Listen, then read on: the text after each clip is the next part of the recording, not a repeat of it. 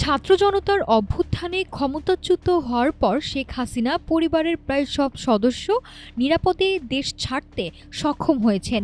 15.5 বছর ধরে ক্ষমতা ও সুবিধার শীর্ষে থাকা শেখ পরিবারের আত্মীয় স্বজনদের বেশিরভাগই এখন ভারতসহ বিভিন্ন দেশে অবস্থান করছেন। অন্যদিকে দলীয় সাবেক মন্ত্রী, এমপি ও শীর্ষ বহু নেতা এখন কারাগারে। শেখ পরিবারের এমন নিরাপদে প্রস্থান নিয়ে তৃণমূল ও সাধারণ নেতাকর্মীদের মাঝে তীব্র ক্ষোভ তৈরি হয়েছে। 2024 সালের 5 আগস্ট ছাত্র জনতার ঐতিহাসিক গণ অভ্যুত্থানে পতন ঘটে শেখ হাসিনা সরকারের।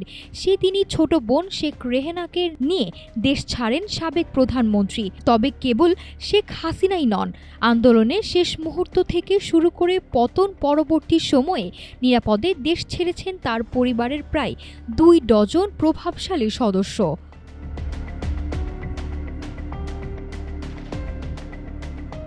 অনুসন্ধানে দেখা যায়, আন্দোলনের চরম মুহূর্তে 2024 সালের 3 আগস্ট সকালে ইমিগ্রেশনে আটকে গিয়েও শেখ হাসিনার সহায়তায় বিদেশে পাড়ি জমান ঢাকা দক্ষিণ সিটির সাবেক মেয়র শেখ ফজলে নূর তাপস একইভাবে সীমান্ত পার হয়ে বা কৌশলে ভারতে আশ্রয় নিয়েছেন সাবেক এমপি শেখ ফজলুল করিম সেলিম, শেখ হেলাল, শেখ সালাউদ্দিন জুয়েল, শেখ তন্ময়, সাদিক আব্দুল্লাহ ও সাবেক চিফ হুইপ নুরি আলম চৌধুরী সহ পরিবারের অন্য সদস্যরা।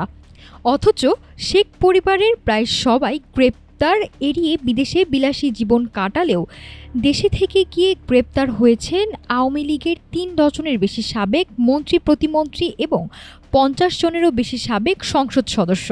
এমনকি কারাগারে চিকিৎসাধীন অবস্থায় ও জামিনে মুক্ত হয়ে মারা গেছেন কয়েকজন শীর্ষ নেতা।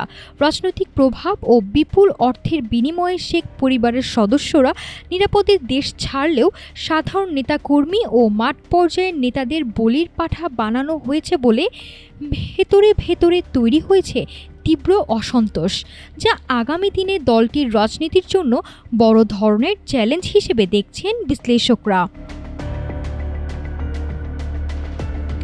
নাফিসা সামিয়া, ঢাকা টুডে।